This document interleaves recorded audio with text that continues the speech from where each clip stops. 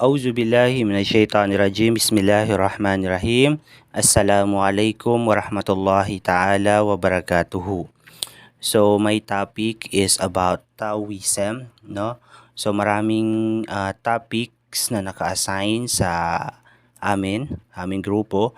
So, but my assigned topic is about Taoism. So, technically, Taoism is the traditional religion of the Chinese natives. They consider the doctrine of morality as their guiding principle. Taoism was established during the reign of the Eastern Han Dynasty. It has gained religious legitimacy under the rule of Southern and Northern dynasties to fulfill political goals.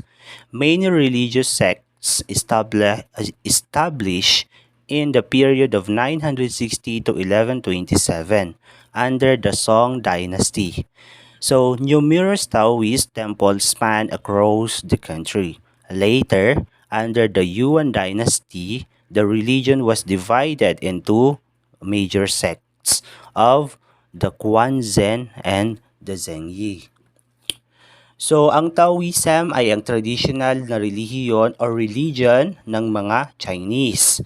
So, itinuturing nila ang kanilang doktrina bilang moralidad. Doktrina ng moralidad. So, sa kanilang nagiging gabay sa kanilang prinsipyo. Ang Taoism ay tinatag sa panahon ng paghahari ng Eastern Han Dynasty. So, nakamit nito ang pagiging lehitimo ng relihiyon or ng religion nila sa ilalim ng pamamahala ng Southern and Northern dynasties. So, kinilala yung Taoism or yung Taoism na religion during the time of Southern and Northern dynasties. So, ang kanilang goal is upang matupad ang kanilang layuning pampolitika. So, yun yung first na nila, yung layunin ng Taoism. So, maraming relihiyosong sekta. So, maraming mga religious sects, ang itinatag noong panahong 960 to 1127 sa ilalim ng dynastiyang Song. So, sa Song dynasty, maraming religious sects ang itinatag during those time. So, maraming Taoist na templo ang sumasaklaw sa buong bansa. So, maraming Taoist na nakalagay or maraming Taoist ang sumasaklaw sa buong bansa. Nang maglaon sa ilalim ng dynastiyang Yuan, nahati ang relihiyon sa mga pangunahing sekta. So, yung kalaunan, yung Taoist o yung Taoism is na-divide into two. So, ito ay na-divide into two. So, which is sa sects ng Quanzhen at Zhengyi. So, philosophically, Taoism developed during the 2nd century of CE or Christ exist, and much is not known about the formal Taoism religious entities during that period. So, yung political na Taoism o yung political Taoism before is nabuo siya during the 2nd century of Christ exist, So, during those time is maraming tao yung hindi pa formal na nakakakilala. So, meaning, yung Taoism is not famous during those time. So, hindi pa ganun kakilala yung Taoism, yung political Taoism na tinatawag. So, the fundamental principle of Taoism establishes that man is an integral part or element of the cosmos. Our consciousness of microcosm is governed by the principles that controls macrocosm. So our outer universe. So ultimate ultimately there is no difference. So the distinguishing feature of Taoism is that it does not hide the natural roots of its philosophy. So, ang pinakapangunahing prinsipyo or the principle of Taoism is um, ang tao. So, the most important principles or the most important thing na mayroon sa prinsipyo ng Taoism is the person, or the most important elements of Taoism is the man. So, tayo sa bilang tao, lahat ng mga ginagawa natin sa buhay, lahat yung mga ating level of consciousness na sa universe, yung mga um, discoveries natin, and at the same time kung ano yung pinaniniwalaan natin, that makes the man as the most integral part of the Taoism. So, the earliest Taoist scriptures aligned human nature with the other natural elements, creating harmony and order. According to this viewpoint, self-cultivation is required to return to the mode of natural existence, concealed by social norms. Repetition of specific actions like physical exercise determines a way to train in the body to react in a free, natural, and spontaneous manner. Similarly, practicing basketball shots and making the perfect basket in a big game, the repeated instances during preparation enables you to act spontaneously. So, ang pinakaunang tawis na mga kasulatan ay inihanay sa kalikasan ng tao sa iba pang mga natural na elemento na lumilikha ng pagkakaisa at kaayusan. Ayon sa pananaw na ito, ang paglilinang sa sarili ay kinakailangan upang bumalik sa mode ng isang likas na pag-iral na lingid ng mga pamantayang panlipunan. Ang pag-uulit ng mga partikular na aksyon tulad ng pisikal na ehersisyo ay tumutukoy sa isang paraan upang sanayin ang katawan na tumugon sa isang libre or free, natural at kusang paraan. So katulad nito, ang pagsasanay ng mga basketball shots, paggawa ng perpektong basketball sa isang malaking laro, ang paulit-ulit na pagkakataon sa panahon ng paghahanda ay nagbibigay daan sa iyong kumilos ng kusang loob. So, keeping the one. So, the first stage deals with Taoists combining their energies to explore the one within human self. Ritual actions, meditations, or some kind of pattern behavior helps achieve the first stage.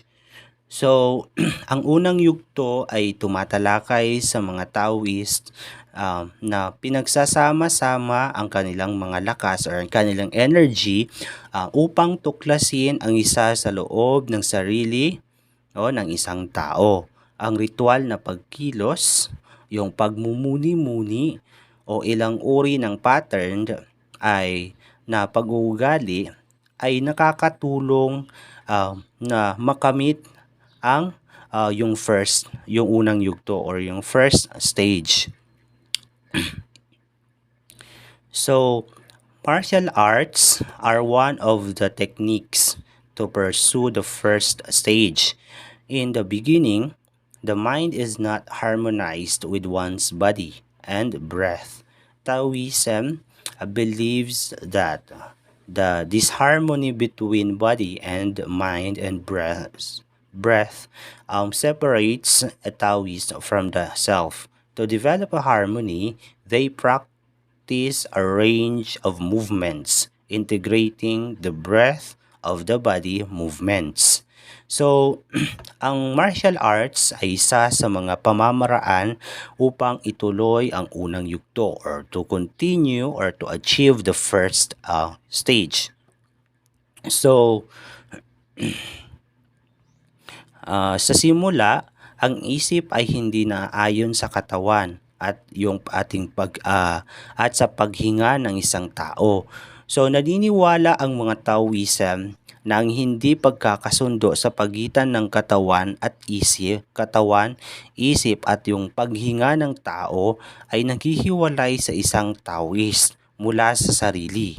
So upang bumuo ng isang pagkakaisa, so, nagsasanay sila ng isang hanay ng paggalaw or yung mga gawain na yung gumagalaw sila, which is na pinagsasama-sama nila ang kanilang pinagsasama yung paghinga, yung paggalaw, pinagsama yung paghinga ng mga paghinga and then paggalaw ng mga katawan. So, yun yung ginawa ng mga Taoism. So, ngayon, no, we are going to tackle about the modern Taoism. So, the world has become a global village. So, technological innovations have brought individual remarkably closer, particularly after the Cold War. Many scholars believe that people nowadays require a new way of leading life. So they believe that Taoism is a good choice as it emphasizes on the morals of simplicity and naturalness, which correspond to the materialistic philosophy of the Western world. So, ang mundo ngayon ay naging isang pandaigdigang nayon o naging naging uh, global village. So, ang mga technological na innovation, meron na tayong maraming technological innovations, no, ay naglalapit sa mga individual lalo na sa pagkatapos ng Cold War. So, yung technological innovations is naging madaling paraan upang makakonect tayo sa bawat isa, magkaroon ng communication. So maraming scholar ang naniniwala ng mga tao, yung mga Taoist na yon ay nangangailangan, ang mga tao ngayon, tayong mga tao ngayon is nangangailangan ng isang bagong paraan ng pamumuhay. So kasi nga nag-evolve na tayo, nag-innovate na. So kailangan na rin nating sumabay sa kung ano yung pagbabago na nakikita natin. So naniniwala sila, yung mga scholars or yung mga experts natin, no, na ang Taoism ay isang mahusay na pagpipilian. So isang mahusay daw na pagpipilian. Pwede, mayroong aspects ang Taoism which is considered na maganda daw according to experts. So, ang Taoism ay isang mahusay na pagpipilian dahil binibigyang diin nito ang mga moral ng pagiging simple. So, ang mga Taoist sa Taoism, no, they they recognize, binibigyan nilang recognition yung pagiging simple ng isang tao at pagiging natural, natural ng isang tao na tumutugma sa materialistikong filosofiya ng kanlurang mundo. So, yung yung pagiging natural at pagiging simple is in line, nagiging naman siya very what you call this correspond, tumutugma siya sa pagiging materialistic philosophy of the Western world. So, the Western culture dominates the world. So, it is a variation of the traditional cultures such as Indian and culture and Chinese culture. So, the modern society focuses on building wealth, as developed societies have a rich source of economy, technology, and science. They are also good at war. So um, nowadays, no, yung Western culture is siya yung nangingibabaw ngayon, yung Western culture in the modern world. So sa panahon ngayon daw. So ito ay isang pagkakaiba ng mga traditional na kultura tulad ng Indian at Chinese na culture. So ang modern uh, society ngayon ay nakatuon sa pagbuo ng kayamanan. So, the modern society nowadays, we are focusing o um,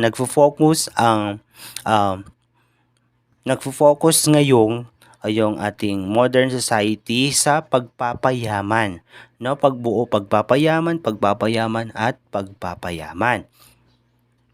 So, dahil sa mga maunlad na lipunan ay may mayayaman may mayayamang mapagkukunan ng ekonomiya. So, sa mga mayayamang society or mayayamang bansa, mayayamang lugar, no, meron silang maraming mapagkukunan, no, in terms of economy. They also have rich in technological materials. They have good equipment, no. Marami din silang what you call this, mayaman din sila pagdating sa science, no, and research. So, dahil doon, no, dahil sa magaling sila sa technology, marami silang equipment, advanced sila in terms of technology, and at the same time sa kanilang science research. So magaling sila, advanced sila, no, dahil nga mayaman sila, mayaman yung kanilang bansa. They are also good in war. So magaling sa pakikidigma, no, magaling din yung mga bansang yon. So however, no, the people residing in the societies are unhappy. So kung mapapansin natin yung mga tao sa ibang bansa, let's say for example sa USA. USA is one of the richest country all over the world, and at the same time they are also considered as one of the powerful nation or pinaka-powerful na bansa. Isa sila, no?